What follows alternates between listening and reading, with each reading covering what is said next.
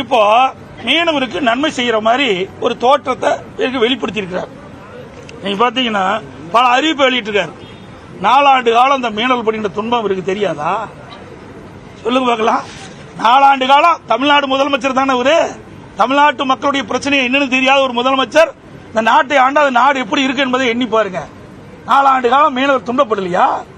இலங்கை கடற்படையால் அவர்களை கைது செய்யப்படவில்லையா? அவருடைய படகுக்கு சேதம் விளைவிக்கலையா? அப்பொழுதெல்லாம் இந்த முதலமைச்சருக்கு நாணம் அதையும் இல்ல. ஏன்னா அடுத்த ஆண்டு தேர்தல் வர இருக்குது. அதை மையமாக வைத்து பல அறிவிப்புகள் வெளியிட்டிருக்கார். இப்ப இருக்குது 9 மாசம். இந்த திராவிட முன்னேற்ற கழக அரசுக்கு இருக்கின்ற ஆயுள் காலம் 9 மாசம். இந்த 9 மாசத்துல என்ன திட்டத்தை கொண்டாந்து நிறைவேற்ற முடியும்? இந்த எந்த அறிவிப்புமே நிறைவேற்ற முடியாது. எல்லாம் அறிவிப்போட போயிடும். வெற்று அறிவிப்பு தான். மீனவருடைய வாக்குகளை பெற வேணும். அதற்காக இப்படிப்பட்ட ஒரு நாடகம். அது மட்டும் இல்ல, இன்னைக்கு மத்திய அரசு மீது பழி போட்டு இருக்கிறார். 16 ஆண்டு காலம் மத்தியில் ஆட்சி அதிகாரத்தில் இருந்த ஒரே கட்சி தமிழ்நாட்டில் திமுக கட்சி தான். அப்படி 16 ஆண்டு காலம் மத்தியில் ஆட்சி அதிகாரம் இருக்கும்போது இந்த மீனவர் பிரச்சனை இவருக்கு தெரியாதா?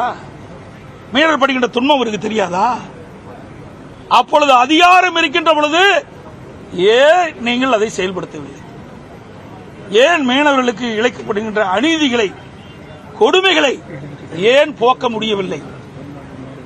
16 ஆண்டு காலம் ஆட்சி அதிகாரம் உங்களுக்கு முக்கியம். ஆனா நாட்டு மக்கள் முக்கியம் இல்ல. ஓட்டு போட்டு தேர்ந்தெடுத்த மக்கள் முக்கியம் இல்ல. மீனவர் பெருமக்கள் முக்கியம் இல்ல. அடுத்து வருகின்ற தேர்தலில் வாக்குகளை பெற வேண்டும் என்ற அடிப்படையில் இன்றைக்கு மற்றவர்கள் பழி போட்டு திராவிட முன்னேற்ற கழக தலைவர் திரு ஸ்டாலின் அவர்கள் தப்பிக்க பார்க்கிறார். கிராமத்தில் ஒன்று சொல்லுவாங்க, அத பாத்தீங்கன்னா தும்பை விட்டு வாழை பிடிப்போன்னு சொல்லுவாங்க. 16 ஆண்டு கால ஆட்சி அதிகாரத்தில் இருக்கும் போதெல்லாம் ஒன்றும் செய்யாம இன்றைய தினம் கிராமத்தில் சொல்கின்ற பழைமொழி பாரி தும்பை விட்டு வாழை பிடிப்பதாக கதையா இருக்குது. எல்லா வகையிலும் பிடித்தான். கச்சத்தீவை தாரை வார்த்து இவருதான். அதை எதிர்ப்பு குரல் கொடுக்கிறது இவருதான். வெட்டை வேடம் போடுகின்ற முதலமைச்சர் இன்றைய முதலமைச்சர்.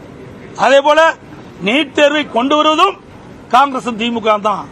அப்பவே கொண்டு வரலைன்னா இவ்வளவு பிரச்சனை இருக்கு. பிரச்சனையை உருவாக்குவதும் இவர்கள் தான். அந்த பிரச்சனையை திசை திருப்புவதும் நாடகத்தை அரங்கேற்றுவதும் திமுக தான். எல்லாம் கைவந்த கலை. நாட்டு மக்களை ஏமாற்றுவது எப்படி என்று திமுக காரனை கேட்டா சொல்லுவோம்.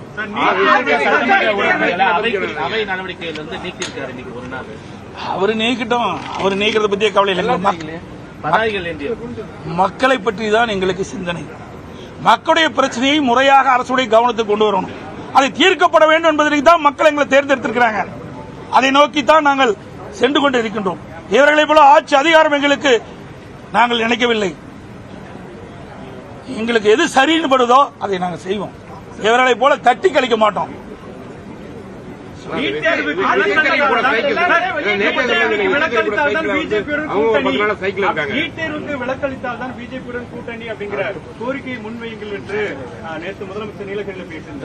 ஐயா, ஆடு நனைகிறது ஓனாய் அழுதுதான். உனக்கு ஏயா வளர்க்கற? நீட்டு யார கொண்டாந்தது முதல்ல அதை பாரு. சும்மா பொய்ய பேசிட்டு இருக்க கூடாது. எப்ப பார்த்தாலும் பொய். இன்னொன்று சொல்லிக்கிட்டு இந்தியா கூட்டணி இந்தியா கூட்டணிங்கிற இந்தியா கூட்டணியில காங்கிரஸ் தான் முக்கிய பங்கு வகிக்கிறது. இந்த இந்தியா கூட்டணி 2வது கூட்டம் பெங்களூர் நடக்குது. அப்ப நான் தெரிவிச்சேன், இன்னைக்கு முதலமைச்சர் பெங்களூர் போறீங்க, தமிழ்நாட்டு அணைகள்லாம் மேட்டூர் அணையில் நீர் குறைவா இருக்குது, விவசாயிகளுக்கு தேவை நீர் கிடைப்பன்ற பேச்சை நீங்க எடுங்க. சட்டப்பேரவையிலிருந்து வெளிநடப்பு செய்த பிறகு எதிர்க்கட்சித் தலைவர் எடப்பாடி பழனிசாமி செய்தியாளர்களை சந்தித்த போது திமுக மீது பல்வேறு குற்றச்சாட்டுகளையும் விமர்சனங்களையும் முன்வைத்திருக்கிறார்.